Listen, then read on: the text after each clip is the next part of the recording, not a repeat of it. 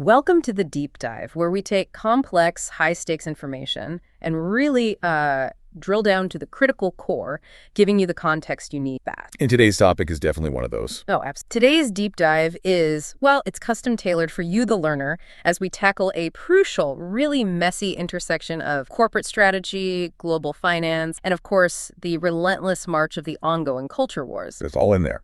It is. We're talking about the dramatic evolution, or, maybe a better word is the painful, necessary revolution of diversity, equity, and inclusion initiative, DEI. Specifically, we're looking at it through the very large, very visible, and I think it's fair to say very financially stressed lens of... And that visibility is really the key here. The sources we're looking at today aren't just discussing, damage control. They are framing Disney's recent corporate communications shift regarding DEI as nothing short of a masterclass. A masterclass, that's a strong term. It is a masterclass for CEOs across every sector who are right now facing similar public scrutiny and increasingly brutal financial headwinds. Mm-hmm. This is a compelling, almost clinical narrative because it highlights the immense, measurable cost of getting corporate messaging wrong in a deeply polarized environment. So our mission today is really specific. We need to look past the headlines, past the noise, and extract the true financial drivers that force this strategic change. Mm-hmm. We're also going to look at the specific, sometimes, as our sources call it, toxic language that Disney surgically removed,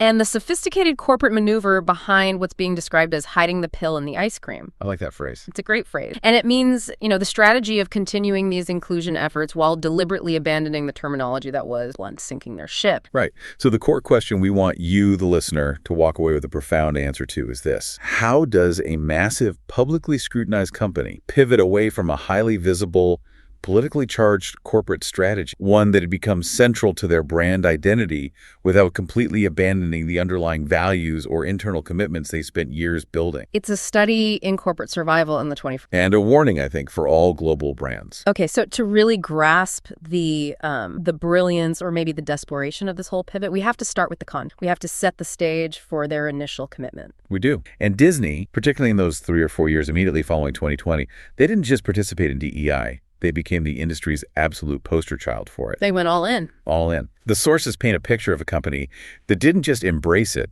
but broadcast the process loudly from the rooftops. And that broadcasting was, it was extensive. It wasn't just press releases. It extended right into their foundational products. Absolutely. They established specialized groups like the famous Storytellers Group, which was specifically tasked with ensuring diversity in content creation. And we saw it so visibly, right, on Disney Plus. Those older classics were often tagged with those highly visible content warnings about, what was the phrase, modern sensibilities. Right, but it went deeper than that. The push extended into the very organizational metrics of the company. They were overtly focused on ensuring specific ratios of diverse representation, not just on screen, but across production teams, in executive roles, and really throughout general employment. So as a visible, quantitative, and constantly communicated corporate mandate, it was part of the... It was the brand. And what is so fascinating here, and what the sources really emphasize, is that this initial, very overt DEI push is often characterized not primarily as a moral or ideological crusade, but as a financial decision. A calculated financial decision. The mindset at the time was heavily driven by external incentive. Let's unpack those incentives, because I think they're central to the entire... When Right. we talk about these financial drivers, what we're really talking about is ESG. Environmental, social, and governance Right. metrics. Exactly. And these are the criteria that major institutional investors, we're talking pension funds, massive asset managers, use to assess a company's sustainability and its long-term risk. Precisely. For a company of Disney's scale, scoring well on the S, the social component of ESG was paramount. It was not optional. That score could unlock better access to capital, sometimes at lower interest rates, and it would ensure the continued investment of massive progressive institutional funds. So the prevailing corporate logic at the time was, we have to be seen to embrace these values. We must. It was seen as the only way to access that next level of growth and to satisfy our biggest stakeholders. Okay, so the theoretical logic, on paper at least it seemed, we are going to cast a wider net. That was the idea. The assumption was that they could hold on to their enormous existing traditional customer base while at the same time attracting a whole new, younger, more demographically diverse group of custom fans. Just by aligning their brand with these progressive values. The equation was simple. Expanded values equals expanded market share. More people, more money. But the sources are absolutely stark, just brutal about the eventual outcome. Dual-pronged strategy. It backfired. Spectacularly. Spectacular. The analysis suggests that the new politically aligned customers, well, they didn't show up. Or if they did, they were in far fewer numbers than the traditional legacy customers who were actively chased off by the political messaging and that heavily emphasized DEI push in their content. And this wasn't just a minor marketing miss. This hit the balance sheet, and it hit it hard. The sources describe it as a massive, massive financial hit for the company. And we're not talking small numbers here. We are talking about revenue streams drying up across the board. Box office returns from major films that underperformed because of these content choices. Declining theme park attendance among demographics that used to be their bread and butter. And just general reputational damage that became a real drag on the stock price. The anticipated financial benefit, it never materialized, certainly not at the scale needed to offset the cost and the customer attrition. So the balance sheet was hemorrhaging. It was. And when the money stops flowing, corporate leaders have to face the cold, hard reality that the language they're using has gone from being a market differentiator to being a major financial drain. Which brings us to late 2024, early 2025. By this point, the phrase DEI had become what our sources cornically call toxic. Toxic is a good word for it. You could almost say radioactive. I think toxic is almost an understatement in this context. The sources suggest that 2025 will be remembered as the moment corporate commit DEI faced its most significant test, because the very terminology, the acronym itself, had become a massive lie. One that triggered immediate external and internal conflict. And you see this toxicity play out right across corporate America. It wasn't just a Disney problem. That's a great point. The scale of this retreat is what makes it so. Across the S&P 500, DEI-related communications, we're talking press releases, dedicated website section, mentions in annual reports, it declined by a staggering 9%. 98%. It was a rapid, almost panic-driven response. You saw companies like Mattel, which was under scrutiny, Target, which faced those huge boycotts over its Pride merchandise. And Walmart? And Walmart, yeah. They actively responded to the backlash by wiping or, significantly reducing DEI-related communications from their public-facing materials. It was a corporate consensus that the label itself was deemed. But wait, if the language was that toxic externally, our sources argue it created an even more destructive environment internally. And this is just crucial to understanding why Disney had to execute such a complex pivot. It's the other side of the coin. The establishment of a specific, dedicated DEI department or program created an incredibly toxic environment inside the company. It created a huge hornet's nest, is the phrase one source used. It is a huge hornet's nest of internal distrust. And the sources explain the mechanism of this toxicity pretty clearly. Let's imagine a highly qualified employee who is not, white, straight, and male. Okay. They've earned their position. They've climbed the ladder through sheer merit and talent. They're the best person for the job. Now, suddenly, the company launches this very public, very loud initiative that's focused on ensuring specific representation. Precisely. So that highly qualified employee, hired purely on their merits, now automatically faces scrutiny. They're questioned because the program exists. Their colleagues, even colleagues who support inclusion, might subconsciously start to ask, was this promotion due to their skill, or was it due to the corporate push to fill a quota? It's an unintended consequence. A terrible one. This constant, quiet questioning, it undermines the achievements of legitimately qualified individuals. That is a horrible paradox. The very effort designed to increase opportunity and recognition inadvertently created suspicion and detracted from genuine merit. It suggests the program itself created an atmosphere where professional credibility became all tangled up with identity. Absolutely. The sources argued the program created a kind of two-tiered system of scrutiny. You had legitimate merit-based hires who now had their credentials questioned, and that was happening right alongside potential hires who, maybe they weren't the best technical fit for the job, but were brought in solely based on external factors to meet some public-facing metric. So the external perception was that they were prioritizing demographics over professional quality. And that perception created immense internal distrust and just damaged morale. It turned an effort toward equity into a divisive management headache. And this internal strife, this hornet's nest, was happening while Disney was dealing with massive specific political pressure side. A combination that our sources say caught Disney in a vice with no way out. It became a textbook lose-lose scenario from a PR and legislative standpoint. On one side, you had conservative activists who were highly mobilized and effectively used Disney as a symbol of, what was the phrase? Woke insanity. Woke insanity, that's it. Driving boycotts and legislative action. And the high-profile conflict between the company, then led by CEO Bob Chapek and Florida Governor Ron DeSantis. That was the ultimate flash. The sources call it the company's DI reckoning. We should probably define the stakes of that conflict because the financial consequences were devastating. The sources cite the governor signing the Parental Rights in Education Act, which led Disney to publicly denounce the legend. But only after intense pressure from its own employees. Right. And that overt political stand immediately escalated the conflict. And the escalation was brutal. I mean, the primary consequence was legislative action aimed directly at Disney's unique status in the state of Florida. For over 50 years, Disney had enjoyed self-governing authority over its Central Florida properties through the Reedy Creek Improvement District, which basically let them act as their own county. They could control land use, infrastructure, taxation, all of it. It was a massive financial and operational advantage. So when the state revoked this special status, Disney ultimately lost Reedy Creek. And this wasn't just a symbolic defeat. No, it was a massive regulatory and financial burden. They lost control over substantial tax revenues, development speed, regulatory flexibility. The sources explicitly state that Disney lost Reedy Creek and substantial revenue from both these regulatory changes and the consumer boycotts that followed. And that loss was compounded by what critics perceived as these internal creative failures. The sources point specifically to a pattern of failures. They cite, for example, the consistent pattern of what they called a lazy-ass gender swap relaunch of content that just kept failing at the box office. And the connection the sources make is that the focus on achieving specific, visible DEI messaging began to override quality storytelling and proven creative instinct. So the argument is that when the internal culture became saturated with the need to meet DEI quotas in casting or plotline, the product suffered. Which led to audience rejection. And that's the ultimate business failure, right? Prioritizing the political message over the actual product quality, and the result is hundreds of millions of dollars in loss. Now, on the other side of that vice grip, Disney was simultaneously facing intense pressure from progressive stakeholders, both employees and very vocal customers. And they were demanding stronger stands on social. So when Chapek first tried to find a middle ground or appease the state, he immediately faced an employee revolt and intense internal criticism. So they were being pulled in two mutually exclusive directions. If they leaned conservative, they lost the progressive wing. If they leaned progressive, they lost their unique regulatory status and alienated their traditional customer base. And the entire time, the financial bottom line was just hemorrhaging. It was completely and totally unsustainable.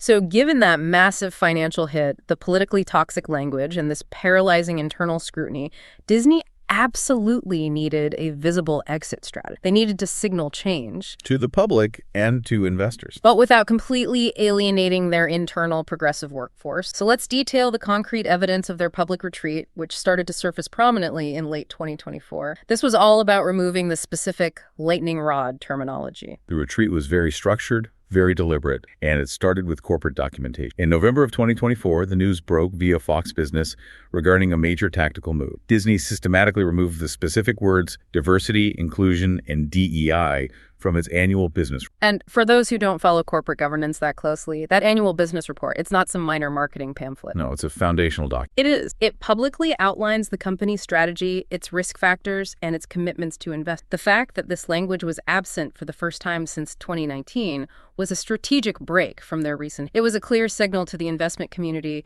that the focus was shifting. And this public retreat was immediately followed by a major structural change internal. They eliminated the highly controversial internal initiative known as Reimagine Tomorrow. This was a program that had attracted intense criticism for its execution, right? Intense is the word. It was designed to foster dialogue around identity and equity, but the sources cite specific internal complaint detailing how the program allegedly segregated employees into various identity groups, which created an atmosphere of division rather than inclusion. And even more controversially, the entitlement questionnaires they used within the program were described as highly invasive. They were. The sources highlight a specific example of an inappropriate question reportedly asked on these internal surveys, a question like, have you been raped? In a workplace. In a workplace context. This kind of invasive personal questioning, it caused outrage and created a hostile, frankly bizarre environment, far, far outside the bounds of typical corporate HR practice. So dismantling Reimagine Tomorrow was a highly visible signal that the aggressive, intrusive, and deeply identity-focused elements of their internal DEI structure were being abandoned. So when these two changes hit the news, the systematic removal of the toxic language from the annual report and the dismantling of this controversial, intrusive program, the initial reaction from critics, very swift. Conservative commentators almost immediately declared victory. The perception was that Disney was just folding under pressure, right? That they were joining the general corporate retreat from DEI that we saw with companies like Target. Exactly. The narrative was simple. The culture war pressure had succeeded. It had forced the company to abandon its principles and return to a more traditional, non-political business focus. But here's where the masterclass aspect starts to diverge from that simple retreat narrative. Right, because the story did not end with a complete surrender. Not at all. We have to look at the shareholder level and the institutional inertia that kept certain commitments alive, even as the public rhetoric was changing. Because despite Disney stripping the toxic language from their public reports, they were simultaneously facing pressure to abandon other non-negotiable progressive commitments. Specifically, the National Center for Public Policy Research initiated a campaign demanding Disney stop participating in the Human Rights Campaign's corporate equality. The HRC Index. For listeners who might not be familiar with this specific metric, the HRC Corporate Equality Index is a really crucial annual benchmark. It rates companies on corporate policies, benefits, all relevant to LGBTQ+ employees. So why is a high score so necessary for a company like... Well, because it serves as a massive external validator. Yeah. Companies often display their high, sometimes perfect scores on this index as proof of their commitment to diversity and inclusion for the LGBTQ+ community. So it satisfies those powerful institutional shareholders. Exactly. The asset managers we discussed earlier, who are mandated to invest in companies that meet high ESG standards. Stopping participation would have been a significant symbolic and financial concession to conservative forces. So the proposal to stop participating in this highly visible, influential index was put forth at a shareholder meeting. What was the outcome? It was decisive and, to be honest, shocking in its scale. Mm-hmm. When the proposal was voted on by shareholders, an overwhelming 99% of them rejected the motion to stop participating in the HRC index. 99%. 99%. It completely defies the narrative of a corporate surrender. It raises fundamental questions about where the true power structure is within Disney. How do we even interpret a statistic that staggering in such a polarized environment? You interpret it as a clear signal of institutional commitment. Now, while shareholder votes like this often default to the board's recommendation, the outcome is still a very powerful indicator. So it means the Disney board itself was recommending they maintain participation. That's right. This shareholder vote essentially mandated that regardless of public perception, regardless of the political noise or Governor DeSantis' opinion, certain progressive values related to workplace equality remain fundamental to the company's governance structure. So the board and the vast majority of shareholders are basically saying, we can change the language, we can start making the loud political statements, but the core function of ensuring a workplace that satisfies HRC criteria remains non-negotiable. Precisely. It was a clear signal to both internal employees and to institutional actors. Yeah. The underlying efforts related to internal workplace equity and governance were not, in fact, being abandoned entirely. The label was gone, but the necessary compliance mechanisms remain. Which brings us to the core strategic insight. This is the pivot. They face massive external pressure to quit DEI, but intense internal and institutional pressure to maintain the commitment. They were walking a razor's edge. Exactly. And navigating this is why the sources are calling it a masterclass. The Forbes article cited in our source explicitly stated that Disney was providing a masterclass in how to avoid head-on battles while staying true to their core values. And the essential shift was both tactical and really philosophical. It moved Disney from defending DEI as an ideology, a set of political beliefs ripe for activist attack, to delivering a concept that was reframed as sound common sense business practice. The key was recognizing that the terminology had become a lightning rod. The fight was about the word, not necessarily the outcome. So they stopped fighting over the word. They did. So what replaced? They shifted the language from defending DEI as an ideology to focusing on delivering belonging as belonging. The new approved terminology the company now uses is often belonging and inclusion, or sometimes just that single softer word, belong. And this semantic pivot is more than just PR, isn't it? It's strategic inoculation against attack. Well, when you talk about diversity, equity, and inclusion, you are inviting arguments about quotas, about forced outcomes, about all sorts of political third rails. But when you talk about belonging, you're talking about basic employee engagement, retention, and performance. Which are universally accepted HR goals. Exactly. No one can argue against wanting employees to feel like they belong. We actually have some crucial insight on this dynamic from our sources, specifically citing Andrew Jones. He's the principal researcher for the Conference Board, and he analyzed this trend across all of corporate America. Right. Jones stated that the shift in public disclosure doesn't signal companies are abandoning DEI. Rather, he said, they are selectively reframing commitment. And that is the intellectual core of this masterclass. The company isn't abandoning the goals, they are abandoning the specific politically contentious. They depoliticize the language to protect the underlying structure. Okay, so reframing the language is the part. The real masterclass, then, is in executing the goals without all the public fanfare. And that leads us to the strategic maneuver of quiet embedding. Quiet embedding, moving the function out of the public spotlight and into the structural machinery of the company. That's the mechanism we need to understand in detail because it's brilliant. The primary goal was reducing public exposure. This was achieved by embedding oversight more quietly yet firmly into governance and human capital management, HR. So essentially, these initiatives moved out of the high-profile, external-facing marketing and communications department, Where they were a target. and were integrated directly into the non-negotiable internal functions of the company. Let's talk about those specific functions. When you say governance, what does that actually entail in this context? The governance refers to the decision-making structure at the very top. So quiet embedding means these commitments are now folded into things like board diversity quotas, which are often regulated by exchange requirements or institutional investor demands anyway, and how corporate risk is reported. So instead of a loud external DEI report, The company simply reports to the board that it is monitoring risks related to talent retention and workforce fairness, using data-driven metrics to track equitable outcomes. It becomes a compliance issue, not a marketing one. and human capital management, or HR, is where the rubber really meets the road for most employees. Right. How is the substance of inclusion embedded there? It's embedded into the routine mechanisms that dictate an employee's career trajectory. So we're talking about implementing bias checks in performance review, ensuring promotion pathways are equitable through data analysis, and integrating mandatory but less ideological training modules focused on things like unconscious bias. Standard HR goals. Exactly. These are internal functions designed for employee retention and maximizing talent, which also happen to achieve the goals of diversity and inclusion, but without the toxic label attached. The sources even provide a specific, though it's anecdotal, piece of evidence supporting this HR restructure. The reported firing of a number of HR people who were associated with the previous overt DEI approach. And the interpretation offered in the sources is key here. This was not a hostile action against the goals themselves, but a tactical cleansing of the operational framework. So Disney was clearing out the team and the personnel associated with the failed, loud, and public strategy. The team that produced things like the Reimagine Tomorrow program. Right. They were clearing them out in preparation to embed it firmly, but in a quiet,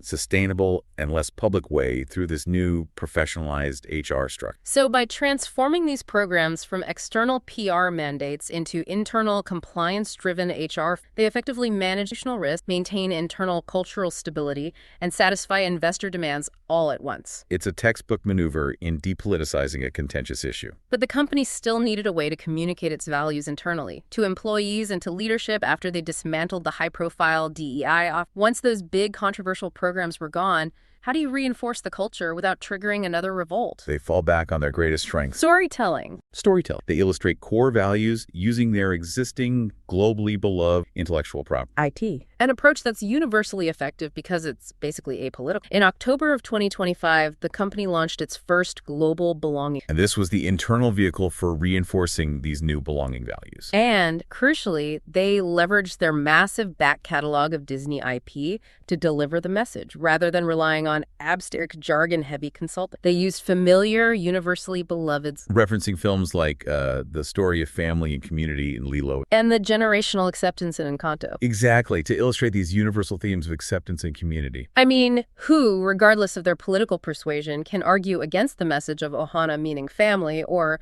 the importance of accepting your unique gifts as celebrated in Encanto? It's impossible. By using their existing IP, they framed inclusion not as some progressive ideological mandate, but as a core component of Disney's established, non-political brand identity that has existed for decades. So this shift moves the conversation from fighting over political definitions of equity to sharing a common cultural language about community. And the initiative involved voluntary participation from employees across continents, and it featured high-level leadership engagement from presidents and senior VPs, all focusing on that internal website slogan, "At Disney, we want everyone to belong and thrive." It makes the core goal operational and cultural rather than political and divisive. Which brings us to the core debate at the heart of all. This entire corporate pivot, the huge financial reckoning, the jettisoning of toxic language, the quiet embedding it all, raises a fundamental philosophical question that lies at the heart of corporate America. Is it possible to pursue diversity goals without undermining the very concept of meritocracy? The Disney case really highlights this fundamental argument that was so prevalent in the sources and so central to the corporate backlash against the traditional overt DEI structure. And that argument centers on the idea that explicit, highly visible DEI programs often clash with the merit.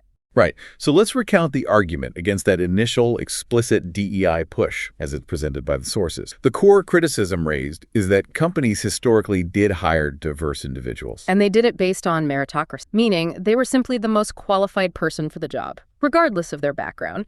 People from all walks of life were successful on their own merits because they excelled. And the sources suggest that the explicit DEI push, by being so loud, so focused on demographics, and so dependent on quotas or ratios, inadvertently leveled a deep insult at truly qualified minority and non-majority candidates. Why an insult? Explain that. Because the implied message, according to the critics, was that these highly qualified individuals who often overcame significant challenges to reach the top couldn't possibly be successful unless they get special treatment. Or that people that are different are not qualified unless their inclusion is explicitly forced via a specific, visible program. And this is exactly the source of that internal toxicity we discussed in Section 1. If you are a brilliant, highly successful minority executive and the company launches a huge, highly publicized DEI program designed to increase diversity, it creates an immediate shadow over your achievement. Colleagues start to wonder, did they hire you because you were the best, or because the company had a deadline to meet a representation? It undermines the very respect that a professional should have. And the sources argue that the simplest and most ethical solution was always to just be fair in hiring the whole time. Ensure a wide, unbiased applicant pool and hire based on objective merit. An approach that used to be a corporate given. The criticism, therefore, it boils down to by politicizing the process and creating a new office of DEI, companies risk replacing professional respect and trust with ideological. And Disney's quiet embedding strategy, folding fairness into the guts of HR process, is precisely an attempt to get back to that fundamental principle, achieving diversity as a byproduct of a fair, meritocratic system, rather than as a forced ideological mandate that invites scrutiny and resentment. But even with this strategic shift away from the toxic label, the semantics still matter, don't they? They absolutely do, because Disney's chosen replacement term is belong. And while that term sounds softer and more universal than DEI, it still contains significant complexity, especially in today's deeply polarized environment. Well, the stated goal of the new initiative is for everyone to belong and thrive. But the sources immediately probe the boundaries of that term. Does everyone truly include those groups, often deemed antithetical to prevailing corporate? Specifically, does that inclusion extend to employees who identify as conservative, who are white, straight, male, or who hold strong traditional religious views, such as Christianity? This is where the paradox of inclusion really manifests itself. The sources cite a specific anecdote of a Christian employee who sued Disney after being fired, suggesting that sometimes inclusion, as it's practiced by these large institutions, becomes intensely exclusionary. Exclusionary toward people deemed problematic or whose viewpoints don't align with the progressive corporate culture. In other words, if the company defines belonging as adherence to a specific set of progressive values, then those employees who dissent or hold opposing non-corporate aligned views suddenly find themselves on the outside. If you prioritize one set of values in the name of belonging, you inevitably make others feel they do not belong. And this complexity is why the sources emphasize that today's polarized environment is key here. They note that years ago, companies could automatically assume that employees would generally work to belong and that managers would naturally include them. It was just common sense. It was. That automatic assumption is no longer. The polarization has seeped so deeply into corporate life that achieving belonging now requires explicit, structured management and monitoring, even with the soft. It just highlights the pervasive nature of the culture wars, even in the lunch. So we've covered the financial disaster, the political heat, the linguistic pivot, and the philosophical debate. What is the final actionable lesson for CEOs facing similar ESG and DEI headwinds? What's the core takeaway from this incredibly expensive corporate? The synthesized takeaway is pretty unambiguous. The smart companies don't go to war over these ideological conflicts. It's too costly and unproductive. Instead, they find ways to sustain their values through their action. The business imperative must always supersede the political posture. So if the goal is genuine inclusion and diverse representation, proving it fair operation, quiet HR mechanism, and equitable governance, infinitely more effective than announcing it loudly in a contentious press or through a visible program that just invites act. And the sources conclude that Disney ultimately shifted from defending DEI as an ideology to simply reflecting its commitment to fairness and inclusion and prioritizing product over politics. Which is the ultimate business-minded conclusion, aiming to just put your product out there and let people decide based on the product, rather than distracting from the product with political posturing that causes customer alien. However, the sources do leave us with a warning about the environment itself. They conclude that there is no safe middle ground. Regardless of which strategy a company chooses, it will always be not doing it. So the masterclass isn't about finding peace or some harmonious consensus. It's about finding the most efficient,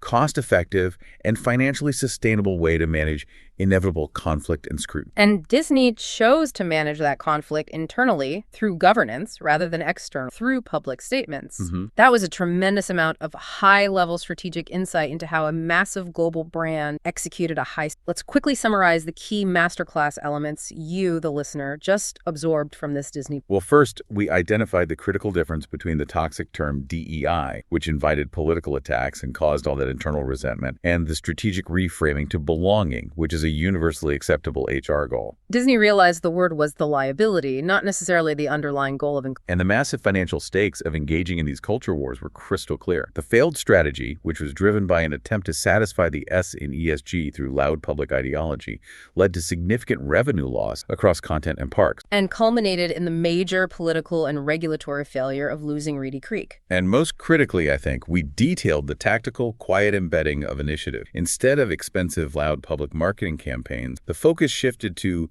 integrating oversight more quietly yet firmly into essential corporate structure. Specifically into rigorous HR policy, human capital management, and corporate governance. And using their core competence of storytelling to reinforce cultural values internally without all the external political fan. This knowledge is invaluable because it shows you, the learner, the internal mechanics of how powerful institutions manage massive, conflicting political and financial pressures simultaneously. Understanding this corporate playbook allows past the public relations smoke and identify when a company is truly focusing on substance over... Right. When you see a company suddenly quiet down about a hot-button issue, you now know to look for where they've embedded those initiatives internally. In their HR bias training, their governance reports, or their internal culture. To see what they truly maintain versus that they simply retired as a liability. So if a company like Disney stops talking about its ideology, dismantles its contentious external programs, and simply focuses its newly embedded, quiet HR structure on hiring and promoting the most qualified people from all backgrounds, regardless of identity, is the masterclass in hiding DEI simply